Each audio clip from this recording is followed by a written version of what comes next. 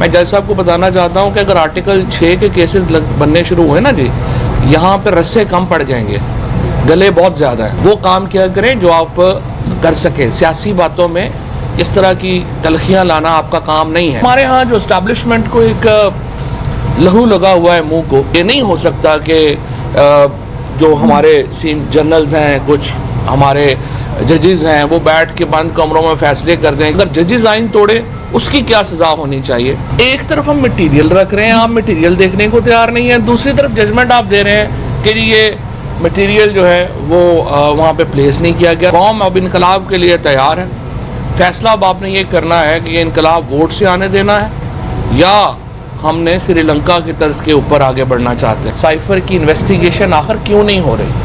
کیونکہ سائفر کی انویسٹیگیشن ہوگی تو اس میں مسئلے آئیں گے، اس میں گفتگو ہوگی، لیکن شاید گفتگو سے ہم پرہیز کرنا چاہتے ہیں۔ جب امریکہ کا سابق وزیر دفاع یہ بات کہہ رہا ہے کہ جی ہاں، بولٹن کی سٹیٹمنٹ جن لوگوں نے کل پڑھی ہو، جان بولٹن کہہ رہا ہے کل کہ جی اس نے اعتراف کیا ہے کہ امریکہ دنیا میں رجیم چینجز آپریشن کرتا رہا ہے اور ہم نے ایسے کام جو ہیں وہ وہاں پہ کیے ہیں۔ ہماری سپریم کورٹ کہہ رہی ہے نہیں وہ اس پہ نہ جائیں، وہ اس نے دیکھنا نہیں ہے، وہ ہمیں نہیں پتا جی ہمارے سامنے۔ ایک طرف ہم مٹیریل رکھ رہے ہیں، آپ مٹیریل دیکھنے کو تیار نہیں ہیں، دوسری طرف ججمنٹ آپ دے رہے ہیں کہ جی یہ مٹیریل جو ہے وہ وہاں پہ پلیس نہیں کیا گیا۔ تو یا آپ مٹیریل دیکھیں اور اس پہ فیصلہ کریں، یا پھر آپ مٹیریل نہ دیکھیں اور پھر آپ پولیٹیکل فیصلہ کریں۔ لیکن ہمارے ہاں جو اسٹیبلشمنٹ کو ایک لہو لگا ہوا ہے منہ کو کہ انہوں نے سیاسی فیصلے کرنے ہیں اور سیاست کو آگے لے کے جانا ہے، یہ انفارچونیٹلی یہ ایک پاکستان کی تاریخ ہے جو بدل جائے گی۔ اتنے بڑے میڈیا ریولوشن کے بعد یہ زیادہ دیر یہ سلسلہ جاری رہ نہیں سکتا۔ پاکستان کے عوام کو فیصلوں کا حق دینا ہوگا۔ یہ نہیں ہو سکتا کہ جو ہمارے جنرلز ہیں، کچھ ہمارے ججز ہیں، وہ بیٹھ کے بند کمروں میں فیصلے کر دیں کہ آج سے ہماری پالیسی یہ ہوگی، اگلے دن ہم بدل جائیں۔ ہم فیصلہ کر لیں کہ 8 سال ہم نے افغانستان میں لڑائی لڑنی ہے، وہاں پہ ہم ہزاروں لوگ اپنے شہید کروا لیں، اگلے دن ہم بدل جائیں کہ نہیں وہ ہماری پالیسی غلط تھی، آج سے ہم جو ہے وہ دوسری طرف ہو گئے ہیں، ہم پھر اپنے ہزاروں بندے مروا لیں۔ مطلب جس طریقے سے پالیسیز پاکستان میں بن رہی ہیں یہ تو مذاق ہے۔ ہمارے بچوں کو جس طرح سے جو شہید ہو رہے ہیں، ہمارے لوگ جس طریقے سے یہاں پہ اپنے جانوں کے نذرانے دے رہے ہیں، اس طرح سے پالیسیز قومیں نہیں بناتی جس طرح سے ہمارے جو 8-10 لوگ اوپر بیٹھ کے بنا دیتے ہیں۔ اور اسی لیے میں نے یہ کل بات کہی تھی اور اب بھی میں یاد دہانی کرانا چاہتا ہوں کہ قوم اب انقلاب کے لیے تیار ہے۔ فیصلہ اب آپ نے یہ کرنا ہے کہ یہ انقلاب ووٹ سے آنے دینا ہے یا ہم نے سری لنکا کی طرز کے اوپر آگے بڑھنا چاہتے ہیں۔ یہ فیصلہ ہمارے جو مقتدر حلقے ہیں انہوں نے اپنا کرنا ہے، وہ دیکھ لیں، اس کے مطابق جو ہے وہ حالات شیپ اپ ہوں گے۔ جہاں تک ایک جج صاحب کے اضافی نوٹ کا تعلق ہے، وہ اضافی نوٹ ہے، اس کی کوئی قانونی حیثیت تو نہیں ہے، جس میں انہوں نے کہا ہے کہ جی انہوں نے کوئی بندہ ہی نہیں چھوڑا جس کے اوپر وہ آرٹیکل 6 لگانا نہیں چاہتے۔ میں جج صاحب کو بتانا چاہتا ہوں کہ اگر آرٹیکل 6 کے کیسز بننے شروع ہوئے نا جی، یہاں پہ رسے کم پڑ جائیں گے، گلے بہت زیادہ ہیں۔ وہ کام کیا کریں جو آپ کر سکیں۔ سیاسی باتوں میں اس طرح کی تلخیاں لانا آپ کا کام نہیں ہے۔ انتر آپ کسی مشن پہ ہیں کہ آپ نے ایک تلخیاں لانی ہے تو پھر تو ایک علیحدہ بات ہے، لیکن جب آپ کو جواب ملے گا پھر آگے سیاست سے، پھر آپ آسمان پہ جا لگتے ہیں کہ دیکھیں جی یہ ہو گیا وہ ہو گیا۔ ایسی باتیں نہ کریں، ہمیں پھر پورا بتانا پڑے گا یہ فیصلے کیسے ہوا، کیا کیا۔ تو ریسٹرین کا مظاہرہ کریں۔ آرٹیکل 6 کے کیسز یہاں پہ پاکستان میں بننے شروع ہوں گے، گلے کم پڑ جائیں گے، رسے کم پڑ جائیں گے، گلے بہت زیادہ ہیں۔ وہ کام کریں جو آپ کر سکتے ہیں۔ اور یہ ججمنٹ جو ہے یہ انشاءاللہ تعالی اس کو ہم پارلیمنٹ جب آئے گی، ابھی تو پارلیمنٹ ہی نہیں ہے، اس وقت تو ایک مقبوضہ اسمبلی ہے جس اسمبلی میں راجہ ریاض صاحب جو ہیں وہ لیڈر آف اپوزیشن ہیں، اور جب وہ لوٹے بن رہے تھے اس وقت انفارچونیٹلی ضمیر ہمارا نہیں اٹھا اور سارے ججز نے فیصلہ کیا کہ اس وقت تو ہم نے کوئی اس وقت اکٹھا نہیں ہونا۔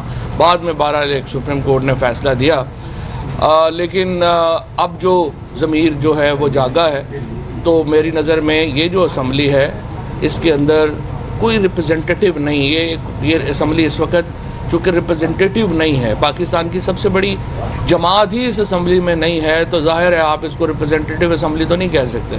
سو راجہ ریاض کی اسمبلی جو ہے وہ تو راجہ ریاض کو مبارک ہو اور ہمارے شہباز شریف صاحب کو مبارک ہو، لیکن جب ایک منتخب اسمبلی آئے گی اور انشاءاللہ پی ٹی آئی 2/3 اکثریت کے ساتھ آئے گی تو اس ججمنٹ کو ہم اس اسمبلی سے کویش کروا دیں گے اور یہ ججمنٹ پارلیمنٹ میں پیش ہوگی اور پارلیمنٹ پھر فیصلہ کرے گی کہ آرٹیکل 6 جو ہے وہ آرٹیکل 69 کی وائلیشن کے اوپر لگتا ہے یا نہیں لگتا. کیا ججز جو ہیں وہ آئین توڑنے، اگر ججز آئین توڑے اس کی کیا سزا ہونی چاہیے، اور اگر کوئی انڈیویجول کی انٹرپریٹیشن علیحدہ ہے تو اس کی کیا سزا ہونی چاہیے، اور اگر ججز کی آئین توڑنے کے اوپر سزا ہو گئی تو پھر تو معاملہ بڑا خراب ہوگا.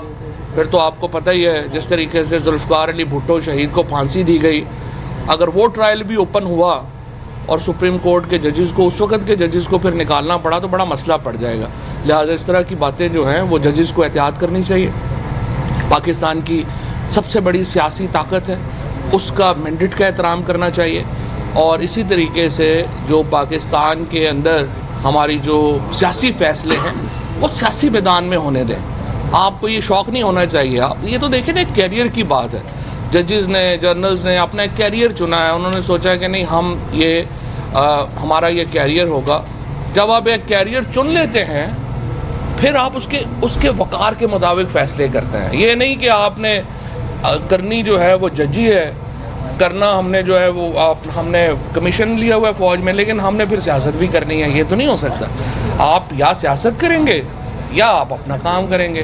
لہٰذا میری نظر میں یہ جو کچھ کنٹروورسی اور پھر ٹائمنگ جو ہے 2 دن کے بعد الیکشن ہے، آپ نے 4 مہینے روک لیا ہے، 3 دن اور روک لیتے، اس کے بعد ہم یہ سارے جو گفتگو ہے وہ سن لیتے، بہتر تھا. لیکن بہرحال وہ آپ کی مرضی ہے، دوبارہ ٹائمنگ بھی آپ نے اپنی مرضی سے چنی ہے. اب ہم مطالبہ ہمارا یہ ہے، دوبارہ میں یہ کہنا چاہتا ہوں، یہ جو سائفر ہے جس کے نتیجے میں پاکستان میں حکومت کی تبدیلی عمل میں آئی، ایک عالمی سازش کے نتیجے میں، جہاں سے عمران خان کو پاکستان کی وزارت عظمیٰ سے ہٹایا گیا، اس سائفر کی تحقیقات ہونی چاہیے. سپریم کورٹ کے چیف جسٹس کے پاس یہ سائفر پڑا ہوا ہے. اچھا، دوسری بات یہ ہے، سپریم کورٹ نے اپنی ججمنٹ میں لکھا ہے کہ وہ سائفر پیش نہیں کیا گیا. وہ سائفر تو چیف جسٹس صاحب کے پاس پڑا ہوا ہے. تو یہ سوال تو جو ساتھی ججز ہیں وہ چیف جسٹس صاحب سے کریں کہ انہوں نے ان کو سائفر کیوں نہیں پڑھنے کو دیا.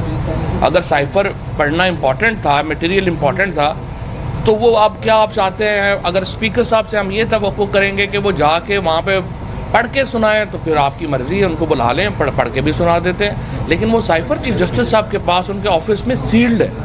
تو آپ کو چاہیے تھا کہ یہ ججمنٹ لکھنے سے پہلے اپنے ساتھی ججز کو پڑھوا دیتے کہ یہ سائفر ہے اور اس میں یہ لینگویج استعمال ہوئی ہے. اس کے بعد نیشنل سیکیورٹی کمیٹی کے جو منٹس ہیں وہ بڑے امپورٹنٹ ہیں، ان منٹس کو منگوا کے پڑھ لیتے آپ کہ کیا ان میں لکھا ہوا ہے. وہ ابھی تک ریویل نہیں ہوئے، اور آپ کو کمیشن بنانا چاہیے جس میں آپ یہ سارے معاملات جو ہیں وہ لے کے چل سکیں. اور انشاءاللہ تعالی یہ جب نئی پارلیمنٹ آئے گی، اگر انہوں نے یہ کمیشن کی تحقیقات نہیں کی تو پھر نئی پارلیمنٹ آ کے اس کی مکمل تحقیقات کرے گی، اور جو ملوث لوگ ہیں ظاہر ہے کہ ان کے خلاف کارروائی جو ہے اس کو قانون کے مطابق جو ہے وہ ہوگی. جہاں تک میں اگلے ضمنی الیکشنز پہ آنا چاہتا ہوں، انشاءاللہ تعالی بالکل آخر آ چکا ہے. کل عمران خان جو ہیں وہ لاہور ہوں گے اور آخری جو کیمپین ہے وہ لاہور میں وہ ختم کریں گے. ایک لہر ہے اس وقت، ایک طوفان ہے، ایک سونامی ہے اس وقت تحریک انصاف کا، اور ہمارے کئی دوستوں کو یہ ہے کہ پتہ نہیں دھاندلی ہوگی. میں آپ کو بتانا چاہتا ہوں جو مرضی کر لے گا، یہ طوفان نہیں رک سکتا. اس وقت پی ٹی آئی کا، پاکستان کے غیور عوام کا یہ اس وقت ایک فیصلہ ہو چکا ہے، اور انشاءاللہ اس فیصلے کو وہ اپنی مہر سے بلے پر مہر لگا کے یہ فیصلہ اناؤنس کریں گے، اور یہ فیصلہ انشاءاللہ میرٹ کے اوپر ہوگا، دیگر فیصلوں کی طرح نہیں ہوگا. شکریہ. فواد صاحب یہ فرمائیے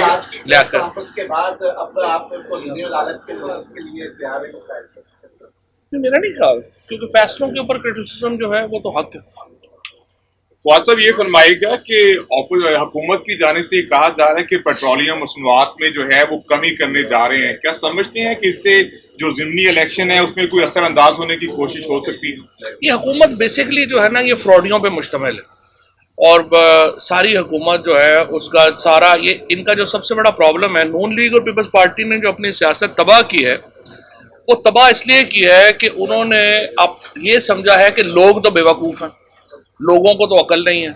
سو یہ اس طرح کے فیصلے کرتے ہیں. مجھے آپ بتائیے، سب سے پہلے تو مجھے بتائیے، مریم نواز جو ہے، جو ایک سزا یافتہ خاتون ہے اور وہ ضمانت کے اوپر ہے، مجھے آپ بتائیے وہ کس حیثیت میں یہ اناؤنسمنٹ کر رہی ہیں کہ یہ تیل کی قیمت کم ہو رہی ہے یا زیادہ ہو رہی ہے؟ یہ ملک ہے، یہ تماشا ہے.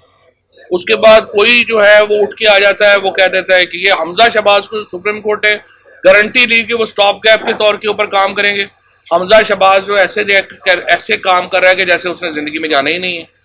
یہ ایک پورا فراڈیوں کا ایکچولی ایک اجتماع ہے جو پاکستان پہ اس وقت ملوث ہے.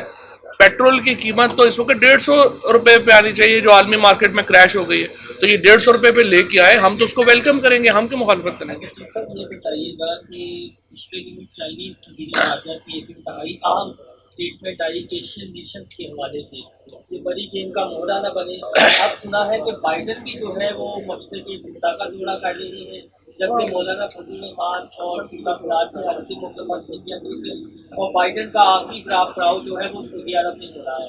تو یہ بتاتے ہیں کوئی اتفاق ہے کہ کوئی بڑی گیم اس خطے میں ہونے جا رہی ہے جس پر چائنا نے کنسرن. نہیں دیکھیے، اس خطہ ظاہر ہے، یہ خطہ اس وقت سب سے اہم ہے. اگر امریکہ کا جو نئی کولڈ وار ہے جو چل رہی ہے وہ اسی خطے میں ہے. ظاہر پاکستان کا کردار بڑا اہم ہے، اور ظاہر ہے ہمارے جو وزیر اعظم صاحب ہیں وہ تو سمجھتے ہیں کہ وہ فقیر ہیں یا وہ بیگر ہیں اور وہ مانگنے والے ہیں. وہ تو جا کے یہی کہے جا رہے ہیں لوگوں کو کہ میری شکل سے تو آپ کو لگتا ہوگا کہ میں فقیر ہوں اور مانگنے آ گیا ہوں. ان کو پتہ ہی نہیں ہے کہ پاکستان کتنا اہم ملک ہے، ان کو پتہ ہی نہیں ہے کہ وہ کتنی اہم اس وقت ذمہ داری کے اوپر بیٹھے ہوئے ہیں. وہ تو مذاق میں بیٹھے ہوئے ہیں، سوائے اس کے لیے یہ سولر پینل منگوا لو، اتنے پیسے اس میں بنا لو. یہ جو مریم شہباز نے کیا، اورنگزیب نے کیا، اپنے خاوند کو سگریٹ انڈسٹری میں بلینز آف روپیز دے دو، یہ تو اسی کام پہ لگے ہوئے ہیں. یہ پاکستان کی قوم کی توہین ہے کہ یہ لوگ آج پاکستان کو لیڈ کر رہے ہیں اتنے اہم جو ہسٹوریکل جنکچر کے اوپر. بات صاحب یہ بتائیں کہ چیف جسٹس ظاہر ہے جھوٹ تو نہیں بول رہے ہوں گے کہ ان کو سائفر نہیں ملا، کوئی کہیں مس انڈرسٹینڈنگ تو نہیں ہو گئی، جو کنفرمیشن ہے کہ ان کو سائفر پہنچ گیا تھا؟ نہیں، سائفر تو سیلڈ ان کے آفس میں ہے نا. چیف جسٹس صاحب نے یہ نہیں، وہ تو چونکہ پیپلز پارٹی کی میں دیکھ رہا تھا کہ جو شہری رحمان ہیں اور باقی لوگ، ان میں چونکہ عقل نہیں ہے، یہ بیچارے یا تو وہ بوڑھی ہو گئی ہیں بڑی، ان کی یادداشت ختم ہو گئی ہوگی. یہ جو سائفر کی جو بات کر رہی ہے سپریم کورٹ کہہ رہے ہیں کہ اس پروسیڈنگز میں ہمارے سامنے نہیں آیا. اس پروسیڈنگ کے بعد آپ کو یاد ہوگا کہ اسپیکر نے ان کو کیبنٹ نے جب الاؤ کیا تو پھر اسپیکر کو وہ گیا تھا، کیونکہ آپ یہ آفیشیل سیکرٹ ایکٹ تھا، کیبنٹ نے اس کی آفیشیل سیکریسی ختم کی اور پھر بھیجا. وہ اب چیف جسٹس صاحب کے پاس ہے. یہی تو میں اس پہ حیران ہوں کہ جب 3 مہینے کے بعد فیصلہ آ رہا ہے، یہی آپ نے کمیشن بنایا ہوتا اور کمیشن کی ایک رپورٹ آ گئی ہوتی اور باقی لوگوں کے ساتھ شیئر ہوگی ہوتی، فیصلہ مختلف ہوتا. چوہے صاحب یہ بتائیے گا، آپ کی گورنمنٹ تھی، پاکستان مسلم لیگ نون کی جانب سے بیان بازی کی جاتی تھی فوج کے خلاف، اداروں کے خلاف، جرنیلوں کے خلاف، تب آپ انہیں غدار کہتے تھے. آج آپ کی پوری پریس کانفرنس کے اندر آپ نے جرنیلوں کو بھی تنقید کا نشانہ بنایا، ججز کو بھی تنقید کا نشانہ بنایا.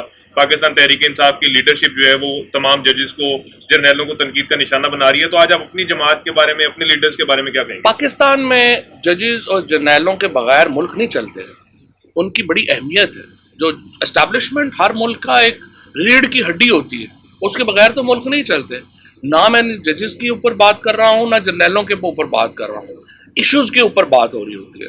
ایشوز کے اوپر آپ تنقید کرتے ہیں، ایشوز کے اوپر آپ تنقید نہیں کرتے ہیں. ابھی سپریم کورٹ نے فیصلے دیے ہیں، بہت زبردست فیصلے دیے ہیں. ابھی یہ والا جو سپریم کورٹ کا فیصلہ ہے یہ فل آف کنٹراڈکشنز ہے.